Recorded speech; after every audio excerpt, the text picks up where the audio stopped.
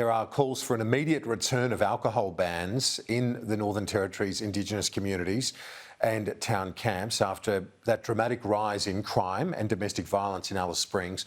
Let's go live to Matt Cunningham, who joins us in Alice Springs. And Matt, this call for a return of the grog bans, it's not just coming from Liberal or Conservative figures. As we said there with Andrew Clennell, Mariam Scrimgeour is one who believes that something needs to change and, in fact, extending her argument to the discussion around the voice. But there are many others in Alice Springs, Matt, that you've been speaking to who believe that that ban needs to be reinstated. Yeah, and Aboriginal people as well, Kieran. I've just been speaking to an Aboriginal woman here in the Todd Mall in Alice Springs who is basically saying where she lives, it's totally unsafe. She said there's constant drinking, there's constant crime going on, and that she now wants to get out of town. And she says that it's been much worse since we saw those changes in legislation last July when alcohol was allowed back in to these town camps and some of these smaller Indigenous communities. Now, the Northern Territory government has been holding a firm line on this. It's been saying that this is a race-based policy. Of course, it was part of the intervention, these bans on some of these Aboriginal communities, these alcohol bans, but there's a different view being put forward by other people. You just spoke last hour to John Boffa. He's been a GP here in Alice Springs for decades. He's been a vocal advocate on the issue of controlling alcohol consumption in this area. Here's a bit of what he had to say.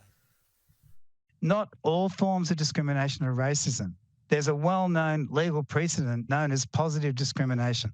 So if you've got a policy that is known to provide particular benefit to a particular group, it can be brought in as what's called a special measure.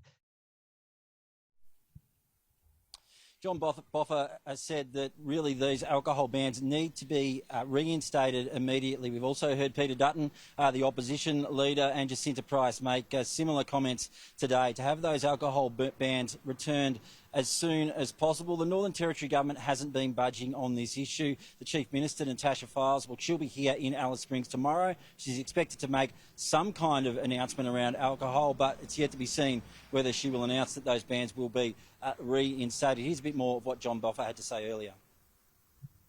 We have to go back to the future. We had something that was clearly working as long as we've got the police on all the outlets. Now, the police are just as frustrated as anybody. It's rendered the pallies ineffective. You can have police on outlets now, but they can no longer stop people buying takeaway alcohol without this legislative framework, which gave them the power in which they could operate. So it's a no-win situation for everyone at the moment, and we have to go back to what works and then look and see where we are.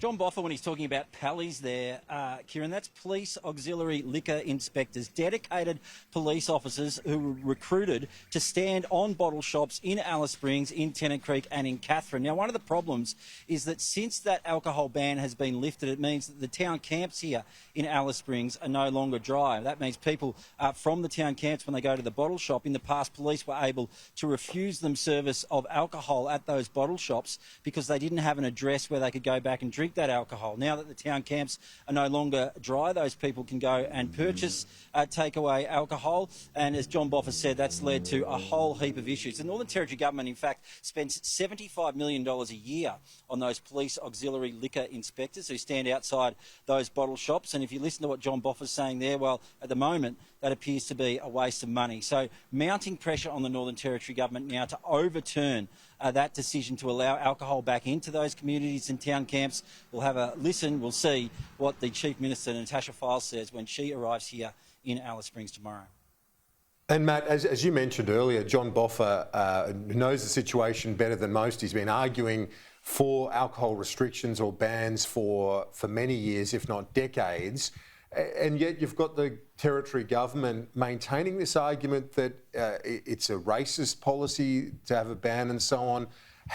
How do they sort of rationalise that alongside the domestic violence, the abuse of children and the dysfunction that flows from what we're seeing right now?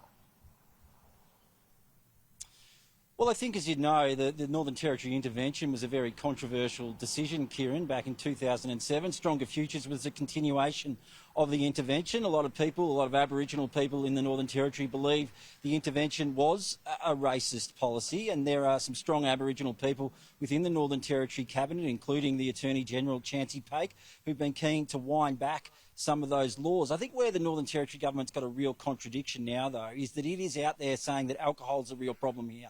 And it is introduced, as John Boffa said, some of the toughest alcohol restrictions in the world. Police who stand on bottle shops, a floor price for alcohol, a banned drinker register, meaning anyone who commits an offence while they're under the influence of alcohol is banned from purchasing takeaway liquor.